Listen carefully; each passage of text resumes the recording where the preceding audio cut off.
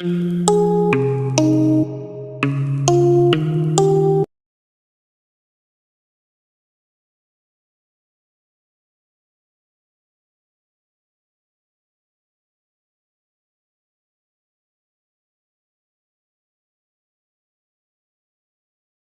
करेंगे BGDL यानी कि भारत ग्लोबल डेवलपर।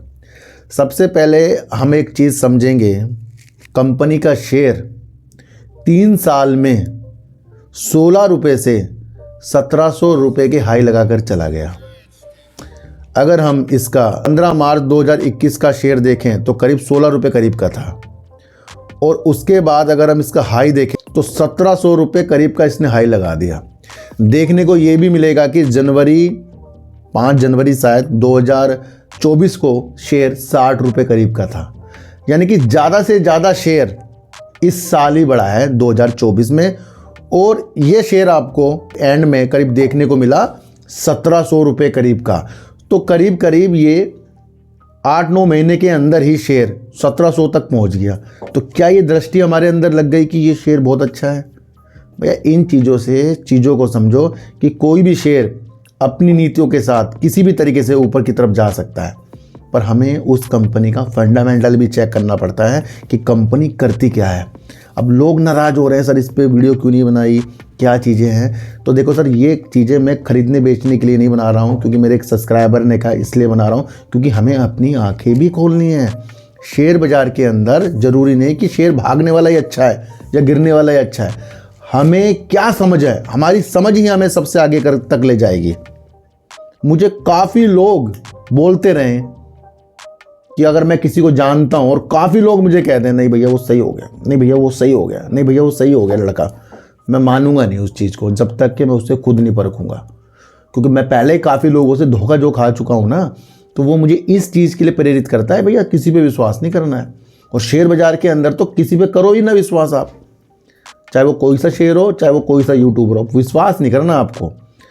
काम पर दिमाग लगाना है, काम की चीज़ें आपको समझकर चलनी है। तो ये मैंने आपको बता दिया कि ये 3 साल के अंदर शेयर 1700 रुपये में पहुंचा, और ज़्यादा से ज़्यादा इसी साल ये अपना ज़्यादा से ज़्यादा ये बढ़कर दिखाया। तो ये रणनीति हमारी नहीं हो सकती कि इस अनुसार हमें ये देखना चाहिए। दूसरा, अगर मैं आपको चीज़ बताऊं तो रिलायंस इंडस्ट्री से भी इस कंपनी को ऑर्डर मिल चुका है, तो ये भी आप समझकर चलना। अगर नीतियां इसकी हम समझें तो ये कंपनी जो है कपड़े के क्षेत्र में वर्क करती है, उर्वरक में वर्क करती है, कृषि में वर्क करती है, या फिर रतन जो होते हैं रतन उसके ऊपर वर्क करती है। पर निर्यात और आयात करने में कंपनी माहिर है। ये सिर्फ निर्यात और आयात की चीज़ों के साथ कंपनी वर्क कर रही है। तो यहाँ तक आपको समझ में आया इसका काम। अब इसके समझेंगे हम मार्केट कैप। तो कंपनी का मार्केट 10,353 करोड़ का मार्केट कैप है, और ये काफ़ी बड़ा है इसी साल, ये मैं आपको बता दूं। अगर हम कंपनी का हाई देखें तो 1700 रुपये करीब कंपनी का हाई है। लो अगर हम देखें साल भर का तो 43 रुपये कंपनी का लो है। तो 43 रुपये वाला शेयर आपको 1700 रुपये में मिल रहा है, और वो तब मिल रहा है कि जब कंपनी की सेल्स अगर हम देखें पिछले कई क्वार्टर देखें जीरो ही चलती आ रही है। तो यानी कि कंपनी की सेल थी जीरो पहले, और काफ़ी लोगों की इसके अंदर नजरें होंगी। अभी कंपनी ने एकदम से सेल जो बढ़ाई है, हो सकता है उस वजह से तेजी हो, फिर भी कंपनी के आगे की रणनीति हमें समझकर चलनी पड़ेगी। सितंबर 2021 में 00 सेल, सितंबर 2023 तक कंपनी की, यानी कि करीब करीब 3 साल में कंपनी ने 0 सेल ही करी है। क्या समझ में आ रहा है इससे? उसके बाद अगर हम दिसंबर इसका देखें, दिसंबर 2023, तो कंपनी ने 1 करोड़ की वहाँ पर सेल की थी। तो यानी कि 3 साल तो कंपनी ने 0 सेल पर गुजारी है। तो क्या होगा ऐसी कंपनियों को बहुत ज़्यादा संघर्ष करना पड़ेगा। क्या अगर ये अच्छी कंपनी भी हो या बेकार भी हो, तब भी कंपनी को बहुत संघर्ष करना पड़ेगा, क्योंकि पिछले 3 साल कंपनी ने 0-0 करके काटे हैं। तो ये भी आपको समझ कर चलना पड़ेगा। इस वक्त कंपनी का शेयर 1022 रुपये में मिल रहा है, और पिछले कई दिनों से ये लोअर सर्किट लगा रहा है। जब ये 1700 था तब से लोअर सर्किट लगा रहा है। तो क्या क्या मिलता है हमें ऐसी कंपनियों के अंदर? सिर्फ शेयर प्राइस अगर 1700 में गया तो बहुत अच्छा हो गया।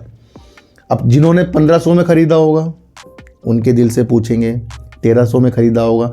ऐसे शेयरों के अंदर आपको चीज़ें समझनी हैं कि एक तो नए नए नाम की चीज़ें आ रही हैं और कंपनी ने अपने नए नाम भी चेंज किया है, ये मैं आपको बता दूं।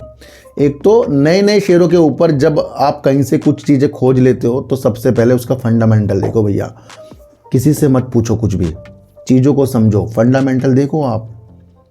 और जब आपको फंडामेंटल नज़र आएगा तो चीज़ें आपको खुद ब खुद समझ में आ रही हैं।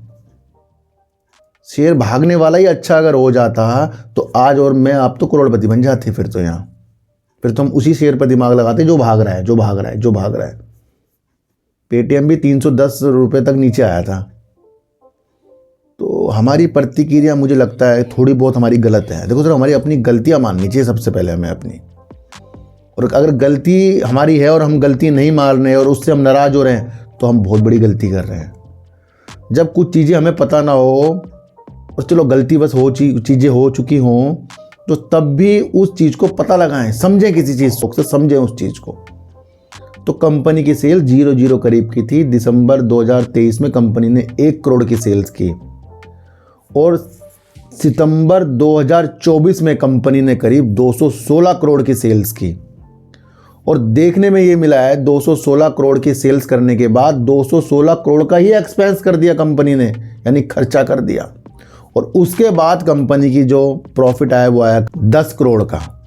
तो 216 करोड़ की कंपनी ने सेल की, 216 करोड़ कंपनी ने एक्सपेंस किया, 10 करोड़ कंपनी का प्रॉफिट आ गया, वो आया होगा अदर इनकम से, ये आप समझे।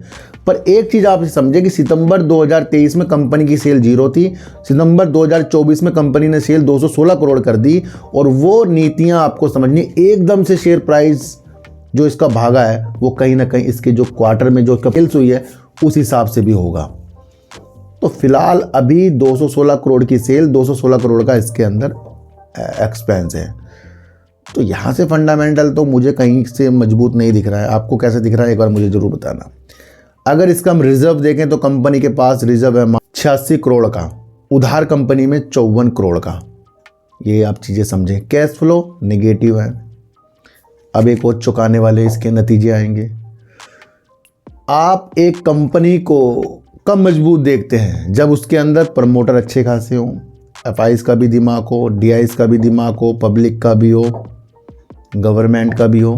पर ऐसा देखने को नहीं मिलता कि सबके सभी एक कंपनी में लगे हों, पर कुछ तो हों। यानी प्रमोटर है तो भैया पब्लिक भी होनी चाहिए, पब्लिक है तो भैया डीआईज भी होनी चाहिए, डीआईज है तो एफआईज भी होने चाहिए। कुछ तो होगा। कभी देखा आपने कि 100% इसके अंदर पब्लिक है? आपने इसका फंडामेंटल चेक किया? 100% कंपनी के अंदर पब्लिक है। और पब्लिक के अंदर ऐसा नहीं कि सिर्फ ये डिटेल पब्लिक ही होंगी, मुझे लगता है और भी पब्लिक हैं जिनकी होल्डिंग 1% से ज़्यादा की ज़्यादा है, पर कहला वो अभी भी रही है 100% पब्लिक। तो कंपनी के अंदर एफआईज नहीं है।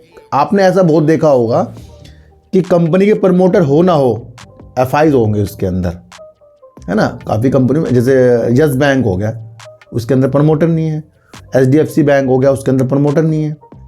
पर इस कंपनी के अंदर 100% पब्लिक है। तो पब्लिक चला रही है कंपनी को।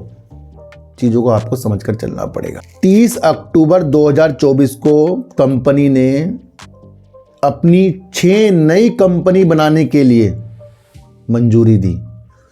अभी पहली कंपनी उभर रही है जो इसकी मेन कंपनी यही है, भारत ग्लोबल।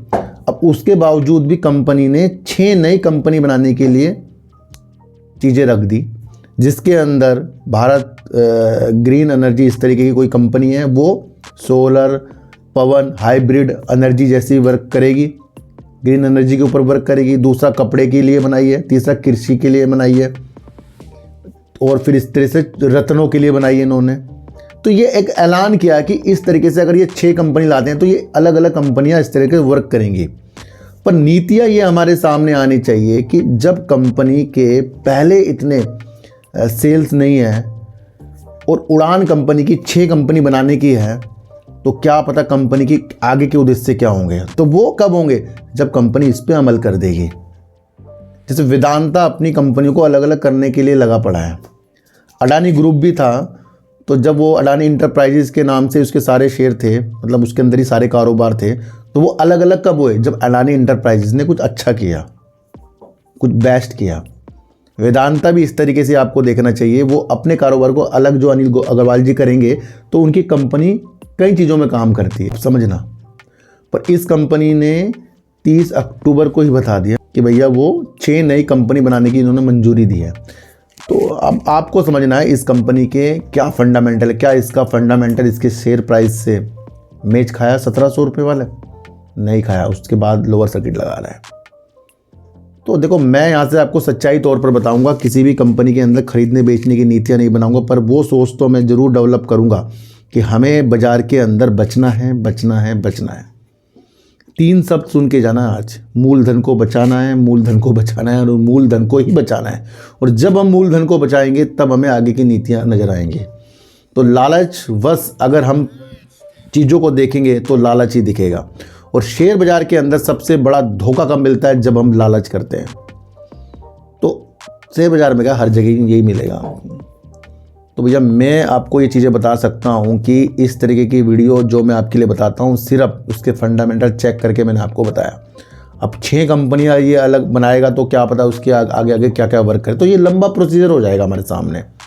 तो शेयर 43 रुपये का 1 साल में पहले था और आज 1700 करीब का इसने जो हाई लगाया है, मतलब पहले, और वहाँ से अब शेयर गिर गिर कर 1022 रुपये आ रहा है।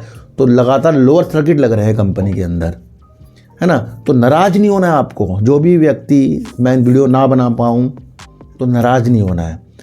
अब इस वीडियो से क्या हमें देखने को समझने को मिला? इस वीडियो से हमें ये समझने को मिला, सबसे पहले हम वर्क करेंगे अपने ऊपर, अपनी दृष्टि के ऊपर और अपने कान के ऊपर और अपनी वो साइकोलॉजी के ऊपर जो हमें बचाती है। तो बचना सबसे पहले हमें बाज़ार के अंदर ही पड़ेगा, मैं आपको बता दूं। तो भैया मेरे उद्देश्य से ये शेयर मैं तो इसके फंडामेंटल चेक करके आपको बताया। ये आपके साथ भी आप देख सकते हो, स्कैनर पे है। तो वीडियो बनाने का माध्यम यही नहीं है कि शेयरों को खरीदना या बेचना है। आज